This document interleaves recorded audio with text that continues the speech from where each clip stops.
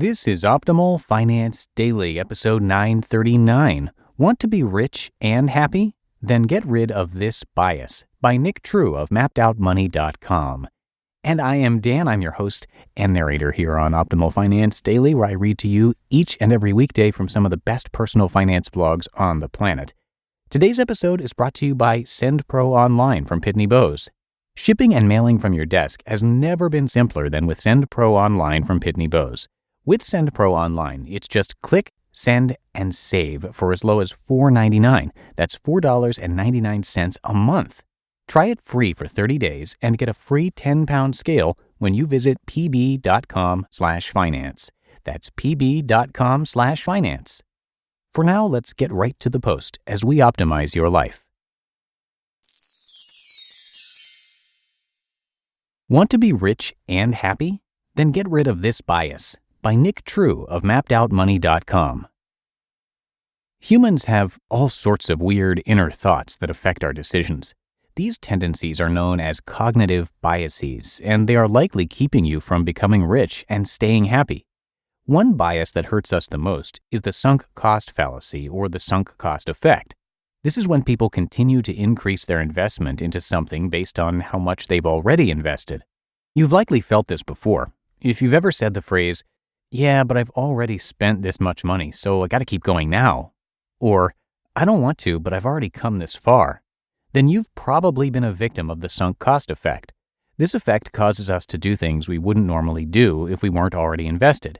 It causes people to stay in homes they don't like, finish degrees they don't want, and hang on to stuff they don't use anymore.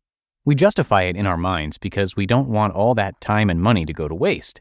The problem is that, in reality, we're just wasting more time and money by continuing to pour into it. If you want to be rich and be happy, you must learn to not let your past mistakes impact the decisions you make moving forward, even if that means taking a loss. Let's look at two examples of how the sunk cost effect can keep you from a rich life. Your car. Hanging onto a car for too long is something that most people end up doing. Unfortunately, our culture tells us that you should purchase a car based on the amount of monthly payments that you can handle. So, most mid-20-somethings fresh out of college put getting a brand new car on the top of their priority list. Then they end up buying way more car than they can really afford.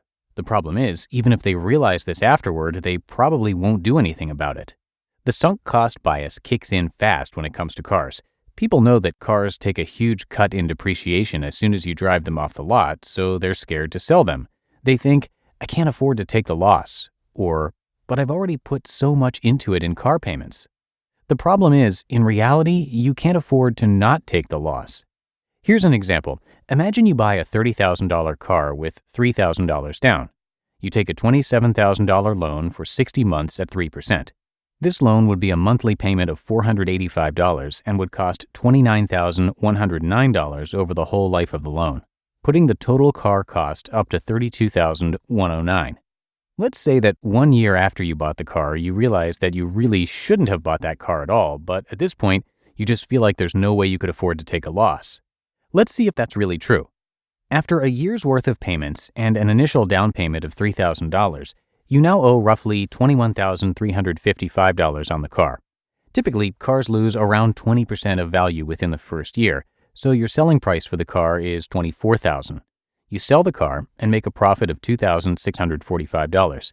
Now you can use that money to make a down payment on an $8,000 car. Taking a loan for $5,355 for 24 months at 2.8% gives you a monthly payment of $230. And now you will have the car paid off in 2 years instead of the 4 more years it would have taken for the original car. Here's where it gets interesting. Now take the rest of the money you were using for your original monthly payment and invest it into a US stock market index fund averaging 7%. This means you will invest $255 monthly for 2 years. Then you can invest the full $485 for 2 more years after your car is paid off. At the end of 5 years from when you bought the first car, your money will now be worth $18,827. So at the end of 5 years, wouldn't you rather have the older used car and almost $19,000 in your pocket rather than $32,000 gone forever and a new car that you're probably tired of by now? The whole point here is that taking the hit on depreciation seems like a loss at first, But if you take action to correct it, you'll come out ahead in the end.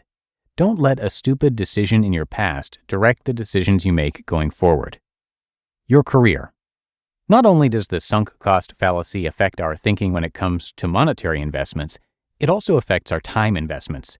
Over half of the people in this country are unsatisfied with their jobs, but they don't do anything about it. Odds are you're probably one of them. Oh, sure, you complain every day about the boss, the coworkers, the work hours, or any number of things, but do you actually do anything about it? One of the problems is that most people feel like they've invested too much time into a career or getting a certain degree that they can't possibly do something else. The problem with this thinking is that it robs you of doing something you're passionate about and really enjoy. You've got to realize that it's sunk cost. It's sunk time. It's already gone, and you can't do anything about it. You've already gotten that degree. You've already taken those classes. You've already worked 10 years in that field, but that doesn't mean that you have to spend the next 10, 20, or 30 years doing the same thing. It's gone. You need to focus on controlling the only thing you can control, which is what you do moving forward. Let me ask you this. If you hadn't already gotten the degree or spent that many years in that field, would you choose to do what you're doing right now? If the answer is no, it's probably time to start looking for other opportunities. This may mean taking a pay cut or going back to school to get an extra certification. It might mean moving or learning something completely new. It won't be easy, but having a job you enjoy is worth more than the money you will lose. If you hate your job, don't let your past decisions on career choice affect your future job satisfaction. You're going to be working in this field for a long time. It's just not worth it. You only get one life, so don't waste it somewhere you hate.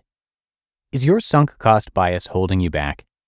All of us will experience this effect at some point in our lives. The key is not to give in. This fallacy shows up in big areas like owning a home, buying a car, or changing careers. But it also shows up in little ways too, like deciding to get rid of clothes you don't wear anymore, or selling that bike you haven't ridden in years. We never use them, but we don't want to give them up because we're invested in them. We hate the idea of giving up something that we feel invested in, even if it means we're going to gain something else. This is actually getting into another one of our cognitive biases called loss aversion, which is the idea that people feel the pain of loss twice as intensely as the joy of gain. We hate the idea of giving something up or taking a loss. We despise it more than we love the potential gain. That makes it very difficult for us to cut our losses and move forward. But if you want to be rich, you're going to have to accept your losses sometimes in order to not lose more. And if you want to be happy, you're going to have to forget about wasted time and learn to switch up your plans. You just listened to the post titled, "Want to be rich and happy? Then Get Rid of This Bias" by Nick True of MappedOutMoney.com. And don't forget, shipping and mailing from your desk has never been simpler than with SendPro Online from Pitney Bowes. With SendPro Online from Pitney Bowes, it's just click, send, and save for as low as $4.99 a month. And for being an Optimal Finance Daily listener, you'll receive a free 30-day trial to get started and a free 10-pound scale to ensure that you never overpay. Save time and money on mailing and shipping with SendPro Online. Starting at $4.99 a month, again, that's $4.99, you can also qualify for special USPS rates for letters and priority mail shipping, calculate exact postage online, and print from your PC.